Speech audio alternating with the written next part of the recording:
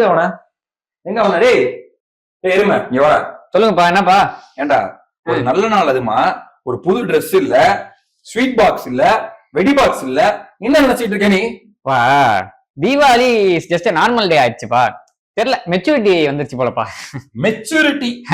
போன தீபாவளிக்கு branded shirt, branded pant, இதெல்லாம் போக ஜட்டி கூட பிராண்டட்ல தான் போடுவேன்னு சொல்லி இந்த அப்பாக்கு செலவெடுத்து விட்டியே, அப்போ வரலையா அவனுக்கு மெச்சூரிட்டி? பக்கத்து வீட்டுல வெடிக்குப்பைய விட நம்ம வீட்டுல வெடிக்குப்பை அதிகமா இருக்கணும்னு சொல்லி சிவகாசி கூட்டி போய் எனக்கு செலவெடுத்து விட்டியப்பா, அப்ப வரலையாப்பா அவனுக்கு மெச்சூரிட்டி?